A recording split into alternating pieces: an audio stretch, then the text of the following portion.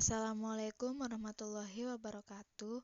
Perkenalkan, kami dari kelompok 8 akan mempresentasikan tentang penilaian dua variabel, yaitu regresi dan korelasi sederhana.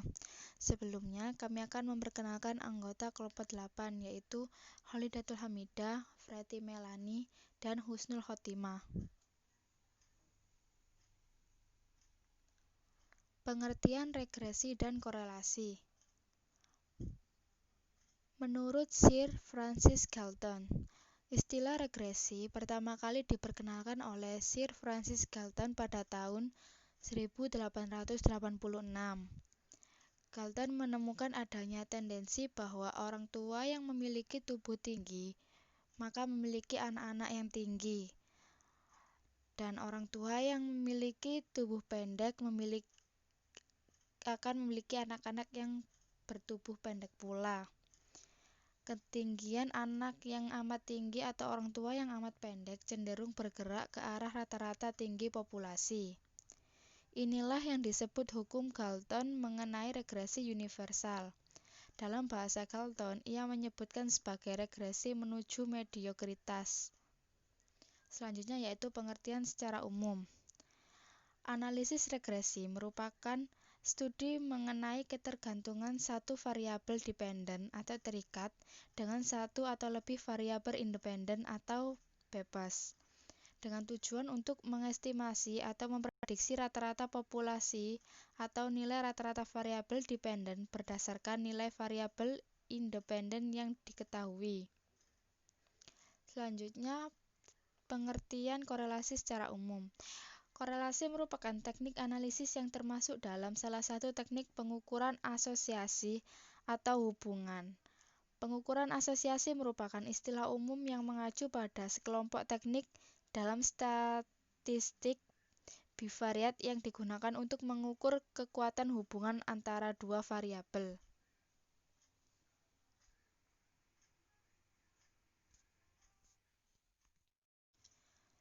Selanjutnya yaitu analisis regresi dan korelasi. Analisis regresi. Analisis regresi merupakan salah satu analisis yang bertujuan untuk mengetahui pengaruh suatu variabel terhadap variabel lain. Dalam analisis regresi, variabel yang mempengaruhi disebut independen variabel dan variabel yang dipengaruhi disebut dependen variabel. Jika dalam persamaan regresi hanya terdapat satu variabel bebas dan satu variabel terikat, maka disebut sebagai persamaan regresi sederhana. Sedangkan jika variabel bebasnya lebih dari satu, maka disebut sebagai persamaan regresi berganda. Selanjutnya analisis korelasi.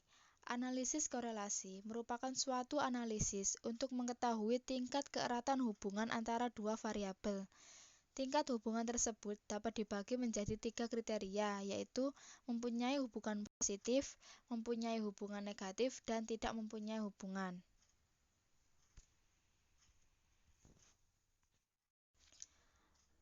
Berikut adalah macam-macam regresi dan korelasi. Yang pertama yaitu regresi linier sederhana. Regresi linier sederhana merupakan hubungan antara dua variabel, yaitu X sebagai variabel bebas dan Y sebagai variabel tak bebas. Kedua variabel datanya kuantitatif. Misalnya, berat badan seseorang dipengaruhi tinggi badannya. Yang kedua yaitu regresi linier ganda.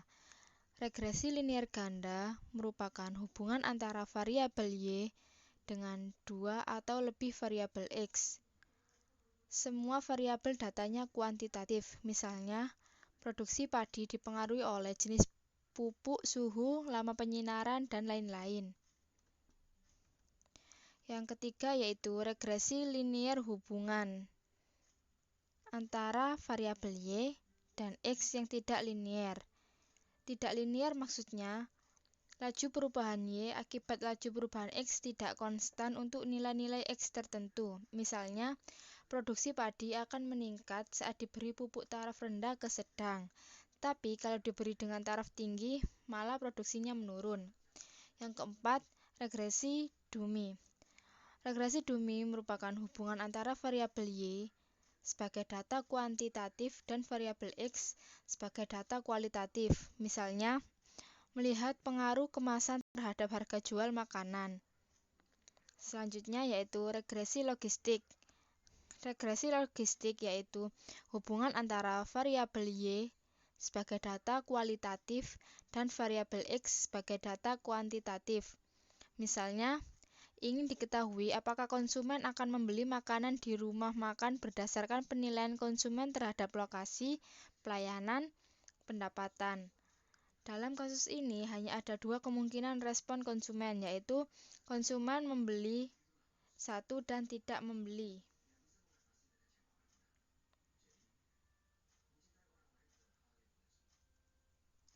Selanjutnya yaitu macam-macam korelasi yang akan dijelaskan oleh teman saya yaitu Husnul Khotimah. Korelasi. Yang pertama ada korelasi positif.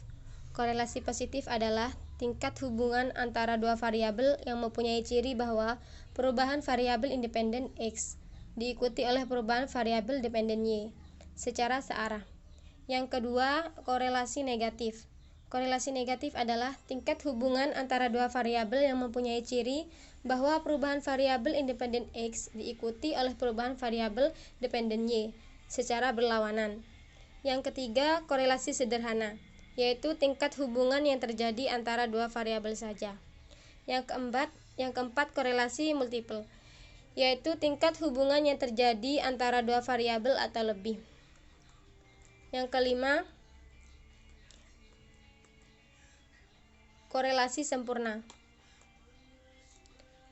Maksud dan pengertian dari korelasi sempurna antara dua variabel yaitu suatu kondisi bahwa setiap nilai variabel bebas X akan terdapat pada setiap nilai variabel tidak bebasnya Y. Yang keenam, korelasi tidak sempurna. Korelasi antara dua variabel yang dikatakan tidak sempurna jika titik-titik yang tersebar tidak terdistribusi tepat pada satu garis lurus. Yang ketujuh, korelasi yang mustahil, yaitu korelasi antara dua variabel yang seolah-olah ada tetapi tidak ada. Tujuan penggunaan regresi dan korelasi. Ada beberapa tujuan penggunaan analisis regresi, antara lain: yang pertama, membuat estimasi rata-rata dan nilai variabel tergantung dengan didasari pada nilai variabel bebas. Yang kedua, menguji hipotesis karakteristik dependensi. Yang ketiga, untuk meramalkan nilai rata-rata variabel bebas dengan didasarkan pada nilai variabel bebas di luar jangkauan sampel. Adapun tujuan korelasi yaitu yang pertama, mengukur hubungan antara variabel. Yang kedua, motivasi kerja dengan produktivitas. Ketiga, kualitas layanan dengan kepuasan pelanggan. Yang keempat, tingkat inflasi dengan IHSG. Yang pertama, model regresi dikatakan layak jika angka signifikansi pada ANOVA sebesar 0,05. Yang kedua, tidak boleh terjadi multikolinearitas, artinya tidak boleh terjadi korelasi yang sangat tinggi atau sangat rendah antara variabel bebas.